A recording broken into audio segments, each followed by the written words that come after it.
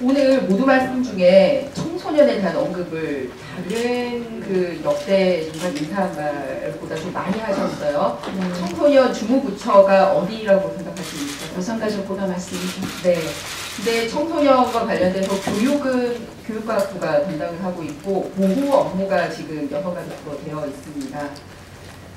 어떻게 조정해 나가실 생각인지 말씀 부탁드립니다.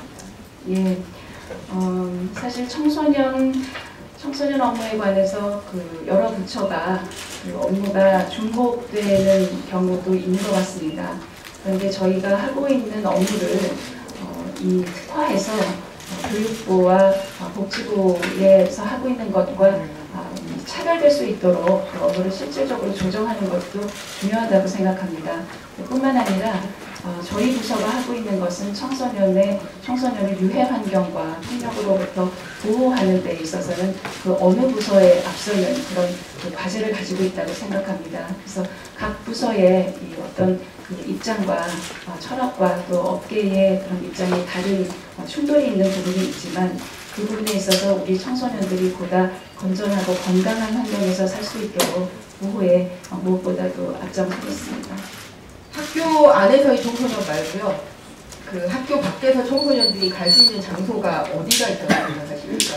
지금 그 위원님 지적이 맞습니다. 우리나라 청소년들이 너무나 학교에서의 교육과 대학 입시 경쟁에만 치열하고 이 범주를 벗어나는 청소년들의 경우에는 정말 갈 데가 없는 이 사각지대라고 생각을 합니다.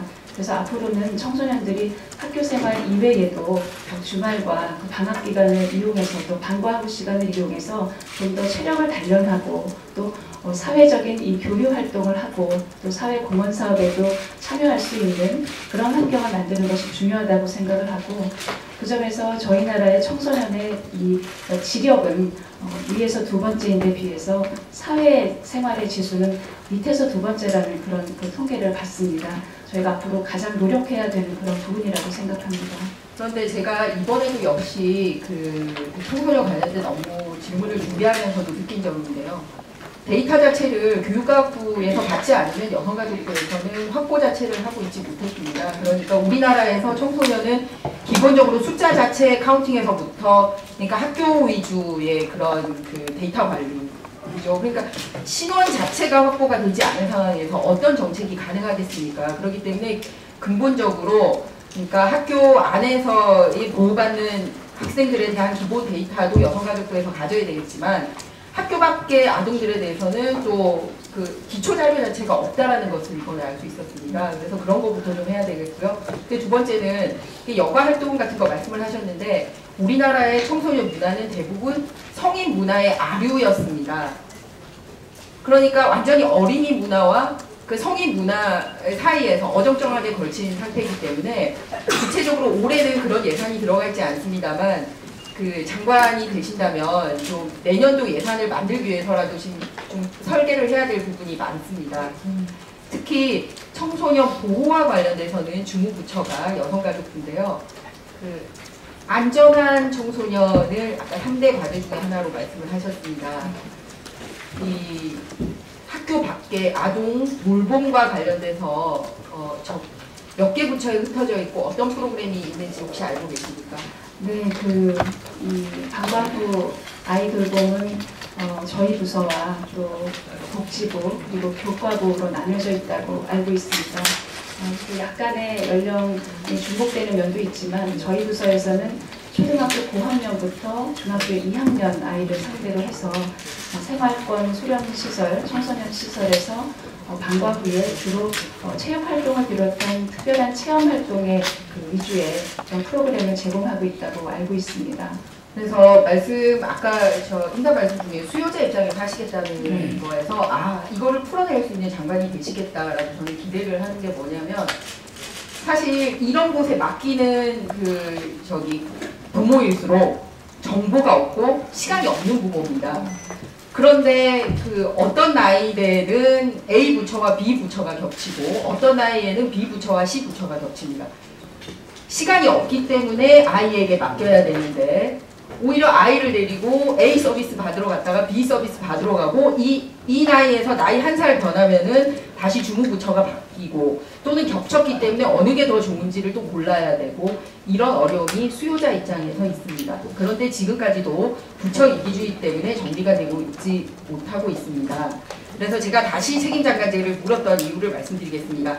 국무회의에 주요 의결사항 중에 하나가 국정의 기본계획과 정부의 일반 정책도 있지만 행정 각 부 간의 권한의 획정 부분이 들어가 있습니다. 그래서 혹시 국무회의 안건으로 이런 것을 그 돌봄과 관련돼서 부처 간의 조정이 필요하다라는 안건을 적극적으로 제안하실 의향이 있으십니까? 저희가 종목적으로는 위원님 말씀대로 국민의 입장에서 국민들이 어떻게 하면 간편하게 이런 혜택을 받을 수 있는지가 가장 우선이라고 생각합니다. 그래서 이런 점에서 부처의 중복 때문에 예산 낭비나 불편함이 있어서는 안 될 것이고요. 저희가 무엇보다도 이 국정 과제와 앞으로의 이 공약 사항으로서 삼고 있는 투명한 정부를 위한 정부 3.0을 비롯해서 이 부처 간의 업무 조정을 하는 것은 적극적으로 국무회의에서 개진해서 노력하겠습니다. 네, 새로운 질문이 아니라 마무리 질문이죠. 네, 그래서 마지막으로 그런 의미에서 이 여성가족부 이름을 여성가족 청소년부가 되어서 명확하게 청소년 주무부처라는 것을 명기할 필요가 있다라는 게 국회 여성가족위원회 의원님들의 다수 생각이기도 하고 또 청소년계나 이런 사람들의 바람이기도 합니다. 그래서 혹시 이번 정부조직법 개편안에는 들어가 있지 않습니다만 향후에 여성가족 청소년부로 개명할 의향이 있으신지 그런 소신을 가지고 계신지 말씀하시면서 저는 질문 마무리하도록 하겠습니다. 네, 그 전체 여성가족부가 하고 있는 업무 중에 3분의 1 이상이 청소년에 관련된 업무이고 여성가족부가 그동안 청소년 보호와 이런 활동 진흥에 있어서 큰 역할을 했다고 생각합니다. 부처 이름에 청소년이 들어가게 된다면 그 부처의 업무의 책임 소재도 분명히 할 수 있고 또 자부심과 그리고 국민들의 인식도 청소년 관련된 그 정책에 관한 인식 수용도도 높아질 것 같습니다. 여성가족부에서는 우리 그 위원회에서 적극적으로 지원해 주시면 저희도 적극적으로 부처 이름에 청소년을 넣는 것을 노력하겠습니다.